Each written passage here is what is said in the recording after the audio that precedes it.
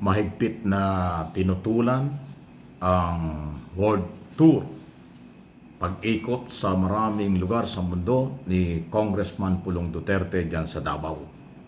At sa pagtutol po ng ibang mga kapwa congressman, na isa sa pinaka-aktibo dyan ay si Congressman Antonio Tino ng ACT Party List, kung di ako kakamali.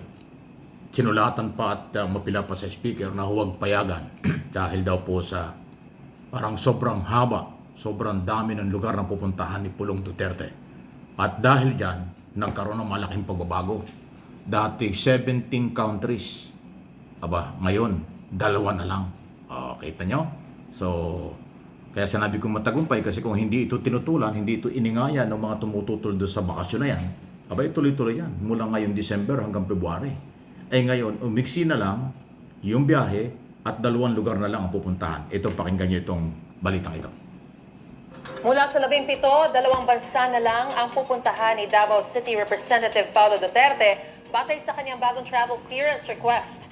Ayon sa Executive Director ng Office of the Secretary General ng Kamara, hiniling ng kongresista na makabiyahe sa Australia at the Netherlands. Simula January 3 hanggang 30, bibisitahin daw niya ang kanyang amang si dating Pangulong Rodrigo Duterte na nakakulong sa International Criminal Court Facility sa The Hague. At pati na ang kanyang anak na nag-aaral sa Australia. Pinag-aaralan pa ang request ni Congressman Duterte.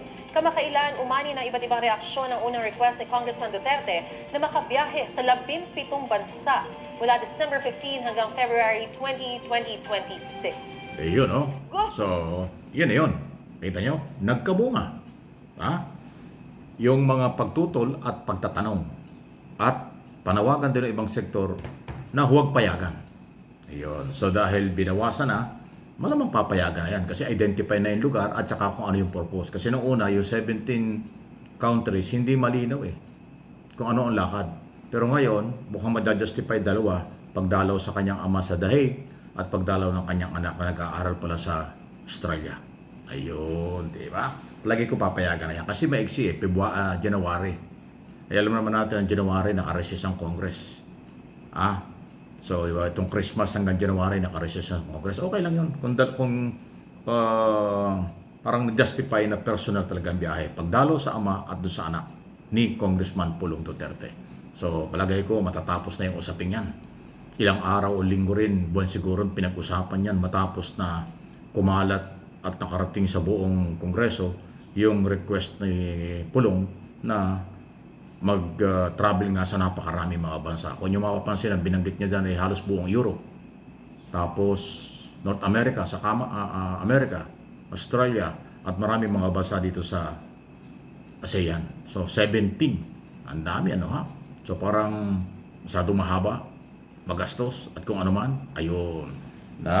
Dahil dyan, ay para ding nabunutan na ng tinik ang Speaker of the House kasi under pressure siya dun sa isong yan Dahil may mga tumututol, kumukwestiyon kung bakit kanyang kahaba. Ngayon, 2 lugar na lang at maigsi na lang, palagay ko pwede na. Dahil yung dadalawin yung anak at yung father niya ng controversial na Duterte, si Pulong Duterte ng 1st District. Pero hindi ang ibig sabihin yan, wala na yung investigasyon, nandun pa rin. Kung yung mga gunita merong resolution ang ilang congressman, led by Congressman Tino, na mag-imbestiga doon sa di umano yung mga project sa unang distrito ng Davao. Pagkatapos sumulat siya sa ICI, Independent Commission for Infrastructure, na imbestigahan. Ang problema, nung imbitahan ng ICI si Pulong, ayaw. Wala daw jurisdiction, hindi daw siya sakop ng ICI. Kasi yan ay Executive Department. Ayun. So, biting yan. Tuloy ang investigasyon and aid legislation. Sa ICI naman, kung hindi ka pumunta ron o inimbitahan ka, binaliwala mo o ayaw mo, wala nang mawawala sa ICI. Dahil ang ICI ay nag-iimbestiga lang, nagre-rekomenda, hindi naman sila korte. So, pag hindi ka dumalo o hindi mo pinagbigyan ng invitation, yung invited, yung congressman ang mawawalan ng pagkakataong idepensa ang sarili tungkol din sa controversial na flood control o project. Ganun po yan Hindi pipilitin ng ICI kasi wala naman silang police power o contempt power sa mga invited na ayaw dumalo. Dahil ang ICI ay nag-iimbestiga, binibigyan ng pagkakataon ng ang mga under investigation, dumating o hindi, magkakaroon ng evaluation base sa anong tawag yan? Ebidensya, dokumento, at sila ay magre-recommenda ng kaso kung kinakailangan before Office of the Ombudsman. Ganon ang proseso. Pero sa in-aid of legislation investigation, ibang level yan. Pag hindi ka dumalo dyan, mas malaki lalo mawawala dahil hindi mo maidedepensa sa sarili mo. Hindi naman pwedeng pigilan. In-aid of legislation, may resolution na mag-imbestiga. Iwan lang natin kung kailan gagawin. Kasi yung investigasyon tungkol dyan sa isong yan, natigil eh. Pinatigil yan ni dating Speaker Romualdez bago siya nag-resign. Tapos ngayon naman, under Speaker D. III, ay wala namang investigasyon tungkol sa controversial na yan. Pero dahil mayroong formal resolution, yan ang aabangan natin. Kung saan makakarating ang resolution na yan na pag-imbestiga kay Congressman Pulong Duterte, ang anak ng dating Pangulong Duterte. Wala namang personalan, so kailangan lang maliwanagan. Kung haharap, di pwede. Kung hindi haharap, ibang issue yan. Ano ang inyong masasabi diyan? O, di ba? Talaga lang, ha? Samantala, Davao na papag-usapan. Ito, sama ng dating. Sana makarecover tayo. Sana bilis-bilisan ng ating, sino ba dito? Department of National Defense, AFP, NICA, at saka Department of Foreign Affairs. Yung napakasamang epekto ng pag-identify ng Australian government na galing sa Davao, halos isang buwang naka-check-in sa Davao, sa isang hotel sa Davao, yung mag-amang gunman, yung nagmassacre doon po sa mga naliligo, nandun ho sa beach, Bondi Beach dyan sa Australia ng isang araw. Napakatindi nung nangyari yun. So, negative din po yung balita ng international media, parang tayo ang may kasalanan, parang tayo ay may kapabayaan.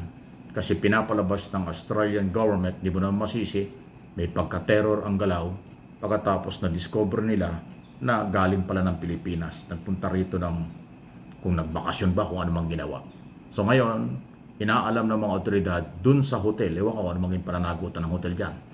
Kung naka-check-in daw ng halos kulang-kulang na isang buwan. At kung sino ang posibleng kamiting, kausap, ano ang ginawa sa Davao. So, yun po yung hindi magandang balita, pero wala tayong magagawa dyan. Kailangan i-correct. Dahil hindi tayo training camp ng mga terorista. Actually, ang sabi ng militar, wala nang pwersa ang terorista sa Pilipinas.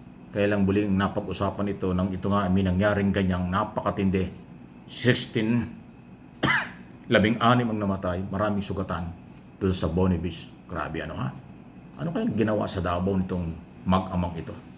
Ang daming lugar na pupuntahan sa buong mundo at ang Davao pa ang pinuntahan, ng Pilipinas pa, kaya tayo nadamay tuloy dito sa negatibong balita. May epekto sa ekonomiya sa turista. Kasi sinong pupunta sa atin kung nanggaling dito yung sinasabing masamang taong yan. Ang sama ng epekto, sana makarecover tayo dito. Tulungan natin ang gobyerno.